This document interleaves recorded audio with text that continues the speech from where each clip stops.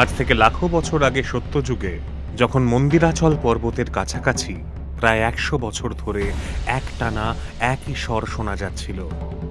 ওম বেদাত্মনে বিদ্মহে হিরণ্যগর্ভায় ধীমহি তন্নো ব্রহ্ম প্রচোদয়াৎ।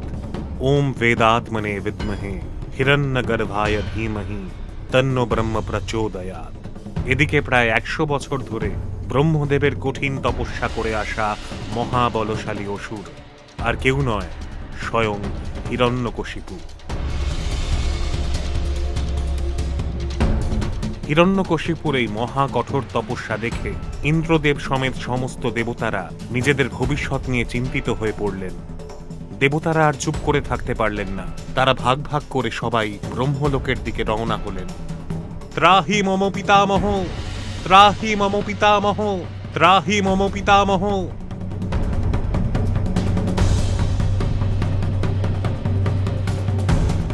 ব্রহ্মলোকে পৌঁছেই ইন্দ্রদেব সহ সমস্ত দেবতারা ব্রহ্মদেবকে তাদের অভিবাদন জানালেন। তার সামনে নিজেদের চিন্তা ব্যক্ত করলেন। পিতামহ, খুব বেশি দেরি হয়ে যাওয়ার আগেই আপনার কাছে বিনম্র প্রার্থনা, দয়া করে আগে থেকেই মহাবলশালী হিরণ্যকশিপুকে কোনো একটা সাধারণ বরদান করে সন্তুষ্ট করে দিন। দেবরাজ, আপনি ভুলে যাচ্ছেন যে হিরণ্যকশিপু প্রায় ১০০ বছর ধরে কঠোর তপস্যা করছেন। এটি স্বয়ং মা প্রকৃতির অটুট নিয়ম যে যেমন তপস্যা তেমন ফল।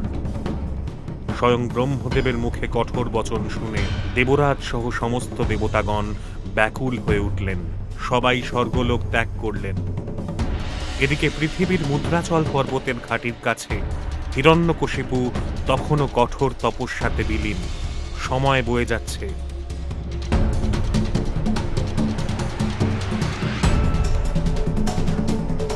আর তারপর একদিন সেই সময় এলো যখন স্বয়ং ব্রহ্মদেব হিরণ্যকশিপুর কঠোর তপস্যায় প্রসন্ন হয়ে তার সামনে প্রকট হলেন। হিরণ্যকশিপুকে তার ইচ্ছের কথা প্রকাশ করতে বললেন। ওঠো বৎস, চোখ খোলো। আমি তোমার এই কঠোর তপস্যায় অতি প্রসন্ন। ব্রহ্মদেব, আপনার চরণে শতকোটি প্রণাম। বৎস হিরণ্যকশিপু, তুমি যে প্রকারের বরদানের ইচ্ছে প্রকাশ করো আমার কাছে চাইতে পারো। ব্রহ্মদেবের মুখে এই বাণী শুনে হিরণ্যকশিপু আর দেরি না করে ব্রহ্মদেবের কাছে অমর হতে চাইলেন। যার উত্তরে ব্রহ্মদেব বললেন, সম্ভব নয়, এটি প্রকৃতির নিয়ম বিরুদ্ধ। কোনো অন্য প্রকারের আরো কঠিন বর চাইতে অনুরোধ করলেন। আমি জানতাম আপনি আমাকে কখনো অমরত্বের বর প্রদান করবেন না, তাই আমি আগে থেকেই এর বিকল্প ভেবে রেখেছিলাম, যা প্রদান করতে আপনি প্রতিশ্রুতিবদ্ধ। এটুকু বলে হিরণ্যকশিপু ব্রহ্মদেবের কাছে এমন বর চাইলেন যা শুনে স্বয়ং ব্রহ্মদেব আশ্চর্য হয়ে গেলেন। দেবতারা তো যেন আগে থেকেই নিজেদের সিংহাসন খুইয়ে বসেছিলেন। এদিকে এই বরদানের জন্য হিরণ্যকশিপুকে না কোনো দেবতা, রাক্ষস, খক্ষস, মানুষ কিংবা পশু মারতে পারবে। তাকে দিনেও হত্যা করা যাবে না, রাতেও না। তাকে কোনো অস্ত্র দিয়ে মারা যাবে না, না কোনো শস্ত্র দিয়ে। তিনি পৃথিবীতেও মরবেন না, না আকাশেও। তার মৃত্যু ঘরের ভেতরেও হবে না, ঘরের বাহিরেও হবে না। তথাস্তু। ব্রহ্মদেবের কাছে বরদান পেয়েই হিরণ্যকশিপু নিজের জীবন নিয়ে সম্পূর্ণরূপে সুনিশ্চিত হয়ে গেলেন। তার মৃত্যু ভয় তাকে ছেড়ে গেল। সে নিজেকে অজেয়, অমর ভেবে বসলেন।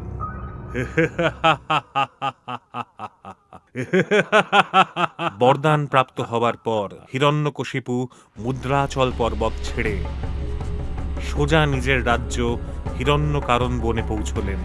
তাকে মহা সাড়ম্বরে স্বাগত জানানো হল।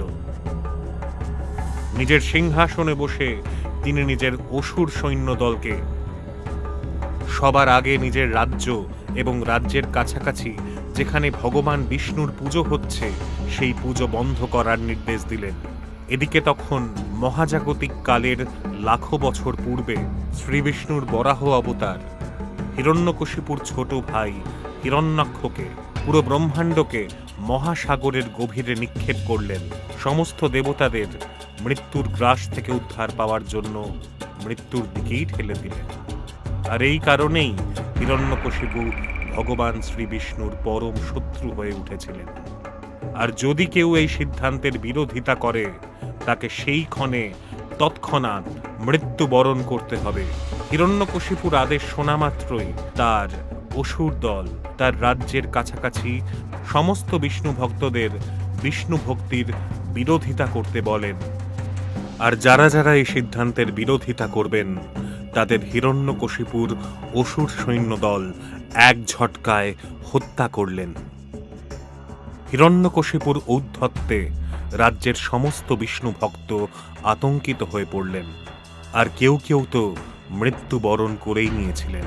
সময়ের সাথে সাথে হিরণ্যকশিপু আরও নির্দয় হয়ে উঠলেন। ধীরে ধীরে তিনি তার রাজ্য বিস্তার করার সিদ্ধান্ত নিলেন, যার পরে তিনি সমগ্র পৃথিবীতে তার আধিপত্য বিস্তার করার সিদ্ধান্ত নেন। আর দেরি না করেই তিনি যোজনা স্থির করলেন। আর যোজনা স্থির করা মাত্রই হিরণ্যকশিপু তার অসুর সৈন্য দলকে নিয়ে তার পাশের রাজ্যে আক্রমণ করলেন। হিরণ্যকশিপুকে দেখে আশপাশের রাজ্যগুলির সমস্ত রাজারা নিজেদের মধ্যে সংঘবদ্ধ হলেন।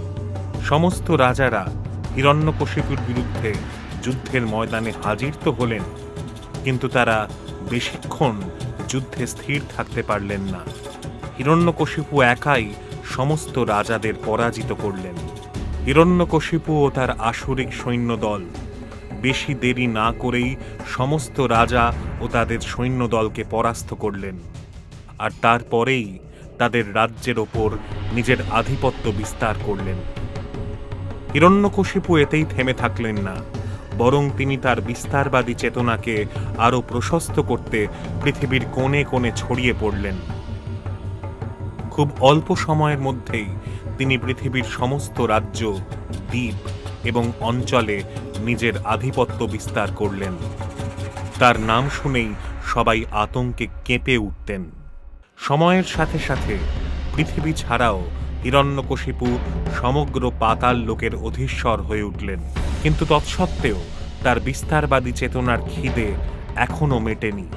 এবার তার দৃষ্টি স্বর্গলোকে নিবদ্ধ হল। তার পাশাপাশি তার ভাই হিরণ্যক্ষের অপূর্ণ ইচ্ছাকেও পূর্ণ করার বাসনা তার মনে মনে ছিল, যার জেরে তিনি তার সৈন্যদল ও সেনাপতিকে নিয়ে একটি সর্বোত্তম যুদ্ধ নীতি তৈরি করলেন। আর সঠিক সময় বুঝে তিনি তার অসুর সৈন্যদলকে নিয়ে তার রাজ্যের ভেতরেই স্বর্গলোকে যাওয়ার একটি রাস্তা তৈরি করলেন। আর সেই রাস্তা দিয়ে তার আসুরিক সৈন্যদলকে নিয়ে খুব অল্প সময়ের মধ্যেই হিরণ্যকশিপু স্বর্গলোকে পৌঁছে গেলেন। আর তৎক্ষণাৎ দেবরাজ ইন্দ্রের সিংহাসনের সামনে গিয়ে দাঁড়ালেন। হিরণ্যকশিপুকে স্বর্গলোকে দেখে দেবরাজ ইন্দ্র ও অন্যান্য দেবতাগণ বিচলিত হয়ে পড়লেন। আর রেগে গিয়ে হিরণ্যকশিপুকে পৃথিবীতে ফিরে যেতে নির্দেশ দিলেন। কিন্তু হিরণ্যকশিপুও দমে যাওয়ার পাত্র নয়। তিনি দেবতাদের সামনে ঠায় দাঁড়িয়ে রইলেন। দেখতে দেখতে ততক্ষণে তার আসুরিক সৈন্যদল স্বর্গলোকে জমিয়ে বসেছেন। এই দৃশ্য দেখে ইন্দ্রলোক বুঝতে পারলেন যে সামনেই বিষম যুদ্ধ। যুদ্ধের দামামা বেজে উঠল। সমস্ত অসুর সৈন্য ও দেবতাগণ সম্মুখ সমরে অবতীর্ণ হলেন। আর এদিকে দেবরাজ ইন্দ্র, অগ্নিদেব ও সূর্যদেব অন্য দেবতাগণদের নিয়ে হিরণ্যকশিপু ও তার সমস্ত যোদ্ধাদের বিরুদ্ধে যুদ্ধের ময়দানে টেক্কা দিতে শুরু করলেন। দেবতাগণ তাদের দৈব শক্তি ব্যবহার করে অসুর দলের ওপর ঝাঁপিয়ে পড়লেন। হিরণ্যকশিপুর সমস্ত যোদ্ধারা একের পর এক পরাস্ত হতে শুরু করলেন। তার অসুর সৈন্যদল দেবসেনাদের সামনে আস্তে আস্তে পরাস্ত হতে শুরু করলেন। এই মরণ সংহারের দৃশ্য দেখে হিরণ্যকশিপু ক্রোধান্বিত হয়ে পড়লেন। তার শারীরিক বল ব্যবহার করে হিরণ্যকশিপু নিজেই সমস্ত দেবতাদের বিরুদ্ধে যুদ্ধের ময়দানে এগিয়ে গেলেন। তিনি তার প্রবল শক্তি দিয়ে সমস্ত দেবতাদের ওপর ঝাঁপিয়ে পড়লেন এবং ইন্দ্রদেব সহ অন্য দেবতাদের পরাস্ত করলেন। তাঁর এই ভয়ঙ্কর রূপ দেখে দেবতারা থরথর করে কাঁপতে লাগলেন।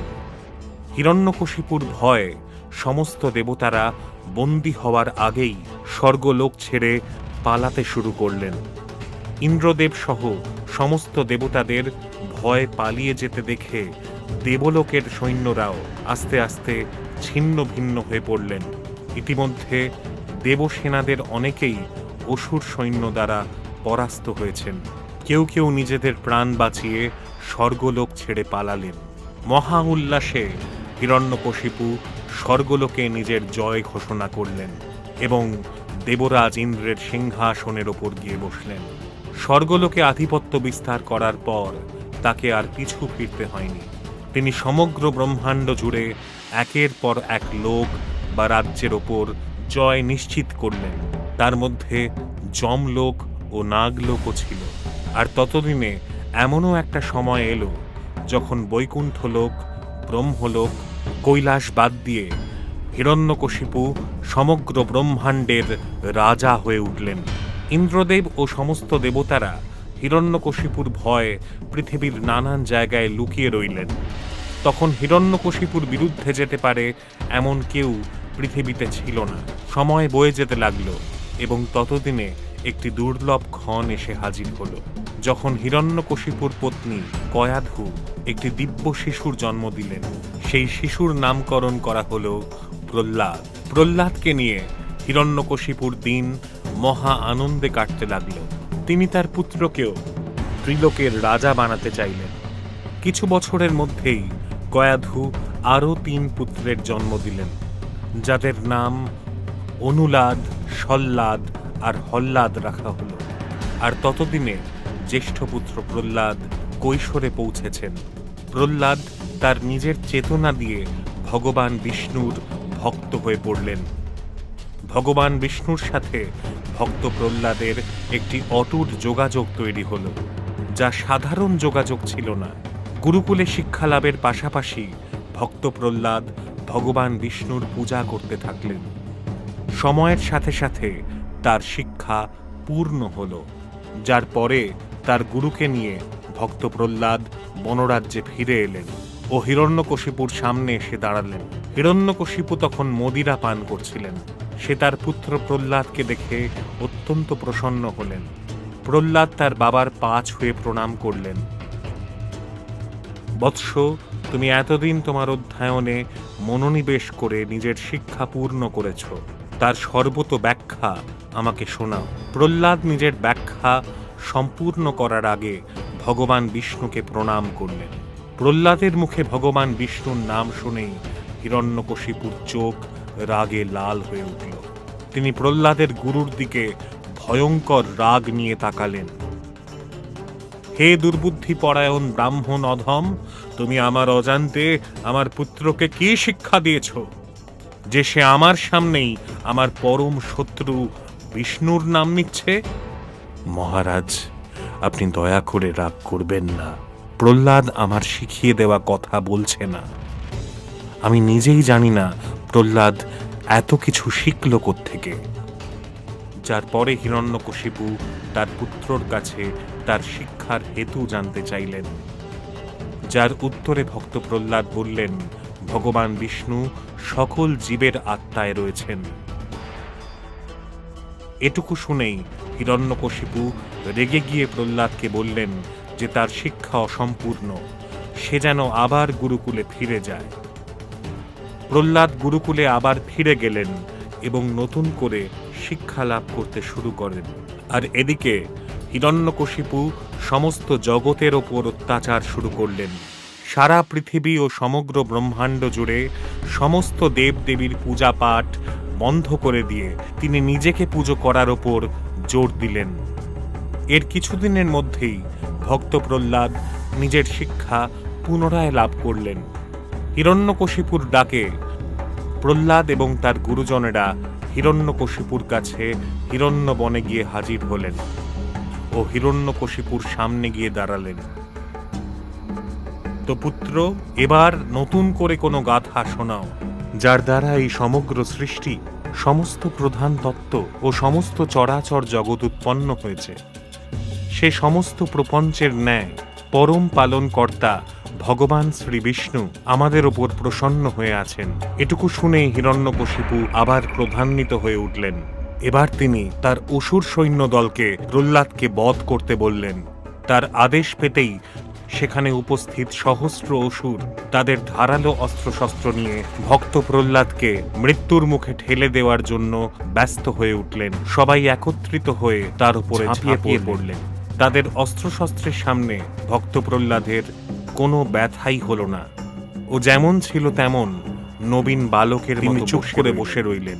এই দেখে হিরণ্যকশিপু অবাক হয়ে গেলেন ও তিনি স্বয়ং প্রহ্লাদকে ভগবান বিষ্ণুকে ছেড়ে তাঁর প্রতি ভক্তি দেখাবার নির্দেশ দিলেন। যার উত্তরে ভক্ত প্রহ্লাদ ভগবান বিষ্ণুকেই অনন্ত সনাতন বলে উল্লেখ করলেন। এই শুনে হিরণ্যকশিপু আরও রেগে উঠলেন। যার পরে তিনি তার বিষধর সৈন্যদের ডেকে পাঠালেন, আর উনি ভক্ত প্রহ্লাদকে তাদের বিষধর দাঁত দিয়ে হত্যা করতে নির্দেশ দিলেন। যার পরে সমস্ত বিষধর সৈন্য সাপ হয়ে ভক্ত প্রহ্লাদকে আক্রমণ করলেন। তারা ভক্ত প্রহ্লাদের সমস্ত শরীরে দাঁত দিয়ে কাটতে শুরু করলেন। ভক্ত প্রহ্লাদ অবশ্য তখন ভগবান বিষ্ণুর পুজোয় ডুবে ছিলেন, তাই তাদের বিষধর দাঁতেরও ভক্ত প্রহ্লাদের ওপর কোনো রকম প্রভাব হলো না। ততক্ষণে সমস্ত সর্প সৈনিকের দাঁত ভেঙে গেছে। তাদের ফনায় তীব্র বেদনা উপস্থিত হলো। তাদের হৃদয় কেঁপে উঠল। এই দেখে হিরণ্যকশিপু অবাক তো হয়ে গেলেনই, সাথে সাথে ভীষণ রেগে উঠলেন। তার এই অশান্ত ক্রোধ দেখে সমগ্র গুরুমণ্ডলী তার সামনে এসে উপস্থিত হলেন। প্রহ্লাদের সমস্ত দোষকে ক্ষমা করে তাকে আরেকবার সুযোগ দিতে বললেন। তাদের প্রার্থনা শুনে হিরণ্যকশিপু তাকে অন্তিম অবসর দিলেন। গুরুজনেরা প্রহ্লাদকে নিয়ে গুরুকুলে ফিরে এলেন। নিজেদের শাসনে রেখে তাকে পড়াতে শুরু করলেন। কিন্তু পড়াশুনোর পাশাপাশি ভক্ত প্রহ্লাদ সমস্ত অধিবাসীদের ভগবান বিষ্ণুর সম্পর্কে বলতে থাকলেন। আর যখন এই কথা গুরুমণ্ডলেরা জানলেন, তারা কোনো এক অসুর সৈন্যকে দিয়ে হিরণ্যকশিপুর কাছে এই খবর পাঠালেন। যার পরে হিরণ্যকশিপু একটি প্রাণঘাতক ষড়যন্ত্র করে প্রহ্লাদের উদ্দেশ্যে গুরুকুলে খবর পাঠালেন। তিনি আসলে তার রাধুনীদের প্রহ্লাদের খাবারে হলাহল বিষ মিশিয়ে দিতে বলেছিলেন, আর তারপর সেই বিষাক্ত খাবার প্রহ্লাদকে খেতে দিলেন। প্রহ্লাদ যখন শ্রী বিষ্ণুর স্মরণ করে সেই ভোজন শুরু করলেন, তখন সমস্ত রাধুনীরা প্রহ্লাদের ওপর কঠোর দৃষ্টি নিক্ষেপ করলেন। খাবার পরেও ভক্ত প্রহ্লাদ সুস্থই রইলেন। এটা দেখে সমস্ত রাধুনীরা আশ্চর্য হয়ে গেলেন। তারা অত্যন্ত ভীত সন্ত্রস্ত হয়ে হিরণ্যকশিপুর কাছে গিয়ে সমস্ত ঘটনা বর্ণনা করলেন। এই কথা শুনে হিরণ্যকশিপুর রাগ ভক্ত প্রহ্লাদের ওপর আরও বেড়ে গেল। তিনি গুরুমণ্ডলের সমস্ত পুরোহিতদের ডেকে প্রহ্লাদকে নষ্ট করার আদেশ দিলেন। সমস্ত পুরোহিতগণ শান্তিপূর্বক ভক্ত প্রহ্লাদের কাছে গিয়ে ভগবান বিষ্ণুর আরাধনা ছেড়ে কেবলমাত্র তার পিতা হিরণ্যকশিপুকে ভক্তি করার পরামর্শ দিলেন। এই শুনে ভক্ত প্রহ্লাদ তার পিতাকে পূজনীয় মানলেন, কিন্তু ভগবান রূপে নয়। তিনি কায়মনোবাক্যে স্বীকার করলেন যে ভগবান বিষ্ণুই একমাত্র ভগবান। এই শুনে সমস্ত পুরোহিত মণ্ডলী প্রহ্লাদকে সচেতন করলেন এবং নিজেরা অগ্নিশিখায় রূপান্তরিত হলেন। সেই অগ্নিকুণ্ড থেকে একটি প্রচণ্ড শক্তিশালী কৃতিকা ভক্ত প্রহ্লাদের ওপর ত্রিশূল নিয়ে আক্রমণ করলেন। আর যেই ত্রিশূল ভক্ত প্রহ্লাদের শরীর ছুঁল, ত্রিশূল ভেঙে চুরমার হয়ে গেল। নিজের মহাশক্তিশালী ত্রিশূল ভেঙে পড়তে দেখে কৃত্তিকা আরও ক্ষেপে উঠলেন। সে উল্টে সমস্ত পুরোহিতদের আক্রমণ করলেন এবং তাদের তৎক্ষণাৎ হত্যা করে নিজেও নষ্ট হলেন। তিনি আবার ভগবান বিষ্ণুর শরণাপন্ন হলেন এবং প্রার্থনায় সমস্ত পুরোহিতদের পুনরুজ্জীবন দাবি করলেন। তার কিছুক্ষণ বাদেই ভক্ত প্রহ্লাদের ভক্তিস্বরূপ তার একটিমাত্র স্পর্শে সমস্ত মৃত পুরোহিতগণ আবার পুনরুজ্জীবিত হয়ে উঠলেন। এই দৃশ্য দেখে সমস্ত পুরোহিতরা ভক্ত প্রহ্লাদের উপর অত্যন্ত প্রসন্ন হলেন তাকে মহান গণ্য করে তারা ধন্য ধন্য করে উঠলেন। ঠিক তারপরেই সমস্ত পুরোহিতগণ হিরণ্যকশিপুর কাছে গিয়ে সমগ্র ঘটনার বিবরণ করলেন। এই শুনে হিরণ্যকশিপু আরো অবাক এবং ক্রোধান্বিত হয়ে উঠলেন। তিনি ভক্ত প্রহ্লাদকে নিজের কাছে ডেকে বারবার মৃত্যুর হাত থেকে বেঁচে ওঠার রহস্য জানতে চাইলেন, যার উত্তরে ভক্ত প্রহ্লাদ বললেন, এ সবটাই ভগবান বিষ্ণুর কৃপা। এই শুনে হিরণ্যকশিপু ক্রোধান্বিত হয়ে তার সৈন্যদলকে ডেকে ভক্ত প্রহ্লাদকে তার মহলের 100 যোজন উঁচু থেকে নিচে ফেলে দেওয়ার আদেশ দিলেন। যা শুনে অসুর সৈন্যদল ভক্ত প্রহ্লাদকে সহস্র যোজন উচ্চতা থেকে মহল থেকে ছুঁড়ে ফেলে দিলেন। নিচে পড়ে যেতে যেতে ভক্ত প্রহ্লাদ ভগবান বিষ্ণুর স্মরণ করলেন। নিচে পড়ে যাওয়ার আগেই ভক্ত প্রহ্লাদের আকুতি শুনে জগদ্ধাত্রী দেবী তাকে নিজের কোলে তুলে নিলেন ও তাকে পৃথিবীতে রেখে নিজে মিলিয়ে গেলেন। প্রহ্লাদকে সশরীরে দেখে অসুর সৈন্যদল হিরণ্যকশিপুর কাছে খবর দিলেন। এই খবর শুনে হিরণ্যকশিপু আরও রেগে গিয়ে আর দেরি না করে নিজের সৈন্যদলকে ভক্ত প্রহ্লাদকে নাক পাশে বেঁধে মহাসাগরে ছুঁড়ে ফেলে দেওয়ার আদেশ দিলেন। ভক্ত প্রহ্লাদকে আবার বন্দী করলেন সৈন্যরা এবং তাকে নাক পাশে বেঁধে মহাসাগরে নিক্ষেপ করলেন। ভক্ত প্রহ্লাদকে মহাসাগরে নিক্ষেপ করার পর মহাপ্রলয় দেখা দিল এবং বড় বড় ঢেউ আছড়ে পড়ল। মহাসাগরে এই প্রবল অস্থিরতা দেখে হিরণ্যকশিপু ভক্ত প্রহ্লাদকে একটি মায়াবী বালক হিসেবে দেখে নিজের অসুর সৈন্যদলকে মহাসাগর বড় বড় পাথর দিয়ে ঢেকে দেওয়ার আদেশ দিলেন। যার পর মহাসাগরে ডুবন্ত প্রহ্লাদকে বড় বড় পাথর দিয়ে ঢেকে তার উপর 1000 টনের পাহাড় তৈরি করে দিল। কিন্তু তখনও ভক্ত প্রহ্লাদ 1000 পাথর দিয়ে ঘিরে থাকা অবস্থাতেও ভগবান বিষ্ণুর স্মরণ করতে লাগলেন। অচৈতন্য অবস্থায় ভগবান বিষ্ণুর স্মরণ করতে করতে নিজেকেও ভুলে গেলেন।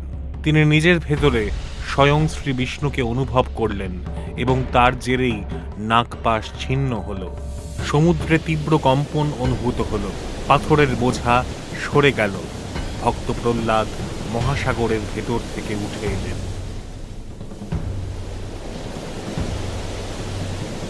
আর পৃথিবীতে পা রাখার পরেই তার মনে পড়ল যে তিনি প্রহ্লাদ। তিনি পৃথিবীর বুকে বসে বিলাপ করতে করতে বিষ্ণুর স্তুতি করলেন। তার প্রার্থনা শুনে কিছুক্ষণের মধ্যেই সমস্ত জগতের পালক স্বয়ং বিষ্ণু তার সামনে অবতীর্ণ হলেন। সাক্ষাৎ শ্রী বিষ্ণুকে নিজের সামনে দেখতে পেয়ে ভক্ত প্রহ্লাদ গদগদ হয়ে উঠলেন। তাকে অভিবাদন করে তিনি তার চরণে লুটিয়ে পড়লেন। হে প্রহ্লাদ, আমি তোমার অনন্য ভক্তি দ্বারা অত্যন্ত প্রসন্ন। তোমার যা বর চাই আমার কাছে চাও। যার উত্তরে ভক্ত প্রহ্লাদ সর্বক্ষণ ভগবান বিষ্ণুর প্রার্থনা করার সিদ্ধান্ত নিলেন। ভগবান বিষ্ণু এতে স্বীকৃতি দিয়ে অন্য বর চাইতেও বললেন। যার উত্তরে ছোট্ট প্রহ্লাদ তার পিতার সমস্ত পাপ কর্ম ভুলে গিয়ে তার পিতাকে ক্ষমা করে দেওয়ার কথা বললেন। তথাস্তু বলে শ্রী বিষ্ণু আবার মিলিয়ে গেলেন। যার পর ভক্ত প্রহ্লাদ আবার রাজমহলে ফিরে এসে সোজা তার মা কয়াধুর কাছে গিয়ে পৌঁছলেন। মাতা কয়াধু তাকে কোলে তুলে নিলেন এবং ঠিক সেই মুহূর্তে হিরণ্যকশিপু এই দৃশ্য দেখলেন। মাতা কয়াধুর সঙ্গে প্রহ্লাদকে দেখে হিরণ্যকশিপু আবার রেগে উঠলেন আর গভীর চিন্তায় নিমগ্ন হলেন। তার মনে পড়ে তার ছোট বোন হোলিকার কথা। তারপরে তিনি হোলিকাকে নিজের কাছে ডেকে পাঠালেন। পরের দিনই রাজমহলে হোলিকা এলেন, যার সাথে হিরণ্যকশিপু একটি সম্পূর্ণ ভয়ঙ্কর যোজনা তৈরি করলেন। সমগ্র নগরে একটি আয়োজন তৈরি করতে বলা হলো, আর এই আয়োজনে অন্তর্গত ভক্ত প্রহ্লাদকে প্রজ্বলিত চিতায় হোলিকার সঙ্গে প্রবেশ করতে বলা হলো। আসলে হোলিকার ব্রহ্মদেবের কাছে আগুনে না জ্বলার বর ছিল, আর সেই সুযোগে হিরণ্যকশিপু ভক্ত প্রহ্লাদকে মেরে ফেলতে চাইল। সন্ধ্যা হতেই এই মিথ্যে আয়োজনের শুরু হলো। কয়াধু না চাইতেও ভক্ত প্রহ্লাদকে জোর করে হোলিকার কোলে বসিয়ে চিতা জ্বালিয়ে দেওয়া হলো। আগুন জ্বলতেই ভক্ত প্রহ্লাদ শ্রী বিষ্ণুর স্মরণ করলেন। এই দেখে হোলিকা জোরে জোরে হেসে উঠলেন। তা দেখে হিরণ্যকশিপুও হাসতে লাগলেন। আর কিছুক্ষণ পর ভক্ত প্রহ্লাদের কিছু না হলেও হোলিকার অবশ্যই গরম লাগতে শুরু করলো। সময় যেতে যেতে এই গরম জ্বলনে অনুভূত হলো এবং হোলিকা সেই চিতায় ছটফট করতে করতে ভস্ম হয়ে গেলেন। যা দেখে হিরণ্যকশিপু গর্জন ও বিলাপ ছাড়া আর কিছুই করতে পারলেন না। কিন্তু ভক্ত প্রহ্লাদ চিতা থেকে হেঁটে বেরিয়ে এলেন। যা দেখে হিরণ্যকশিপু রাগের আগুনে ছারখার হয়ে যেতে লাগল। নগর ও মহলে শোকের বাতাবরণ ছেয়ে গেল। ধীরে ধীরে সূর্যাস্ত হল। আর তারপর অসুর সৈন্য দল বলপূর্বক প্রহ্লাদকে হিরণ্যকশিপুর সামনে নিয়ে এলো। ভক্ত প্রহ্লাদকে সামনে দেখে হিরণ্যকশিপু রাগে অহংকারে ভক্ত প্রহ্লাদকে অসুর জাতির নামে একটি কলঙ্ক হিসেবে স্থাপিত করল এবং নিজেকে আসল ভগবান রূপে চিহ্নিত করল। তার সাথে সাথে আর সমস্ত দেবদেবতাকে শক্তিহীন বাতলে নিজেকে সর্বশক্তিমান প্রমাণিত করার চেষ্টা করল। আমি স্বয়ং সূর্য, আমি স্বয়ং চন্দ্র, আমি স্বয়ং বায়ুতে বিরাজমান। সমগ্র সৃষ্টিতে আমার থেকে বড় ভগবান আর কেউ নেই। তিনি ভক্ত প্রহ্লাদকে বলার চেষ্টা করলেন যে তিনিই আসল ভগবান। যার উত্তরে প্রহ্লাদ বললেন তিনি ভুল, বিষ্ণুই স্বয়ং ভগবান। এই শুনে হিরণ্যকশিপু আরও রেগে গিয়ে ভক্ত প্রহ্লাদকে সজোরে একটি লাথি মারলেন। এই আঘাতে ভক্ত প্রহ্লাদ দূরে গিয়ে প্রায় আধমরা হয়ে পড়ে রইলেন। কোথায় গেল তোর ভগবান? ডাক নিজের ভগবান বিষ্ণুকে, যদি বাঁচাতে পারে এসে বাঁচাক তোর প্রাণ। যার উত্তরে প্রহ্লাদ বললেন ভগবান বিষ্ণু সর্বত্র বিরাজমান। এই শুনে হিরণ্যকশিপু পাগলের মতন নিজের রাজমহলের দেওয়ালগুলি ভেঙে ফেলতে লাগলেন। এভাবেই সমস্ত থামগুলি ভাঙতে ভাঙতে আরেকটি থামে তিনি তার গদা দিয়ে আঘাত করলেন, কিন্তু সেই থামটি ভাঙল না। এই দেখে হিরণ্যকশিপু অবাক হয়ে গেলেন। তিনি ক্রোধান্বিত হয়ে সেই থামটির ওপর আরও অনেকবার প্রহার করলেন, কিন্তু থামটি ভাঙল না। কিছুক্ষণ পর সেই থামটি আস্তে আস্তে ফেটে গেল। তারপর হঠাৎ করেই খুব তীব্র গতিতে থামটি ভেঙে পড়ল এবং হিরণ্যকশিপু দূরে গিয়ে আছড়ে পড়লেন। টুকরো টুকরো হয়ে যাওয়া রাজসভায় এক ভীষণ গর্জন শোনা গেল। ধোঁয়া উড়িয়ে প্রচণ্ড গর্জন করতে করতে ভগবান বিষ্ণুর অবতার নরসিংহ এসে হাজির হলেন। যাকে দেখে হিরণ্যকশিপু আশ্চর্য হয়ে গেলেন। তখনই ভক্ত প্রহ্লাদ হাত জোর করে প্রার্থনা শুরু করলেন। এই দেখে হিরণ্যকশিপু বুঝলেন যে ইনি আর কেউ নন, স্বয়ং ভগবান বিষ্ণু। যার পরে নিজের সামনে উগ্র নরসিংহকে দেখে হিরণ্যকশিপু ভীষণ রেগে গিয়ে নিজের গদা নিয়ে নরসিংহ অবতারের ওপর আক্রমণ করলেন।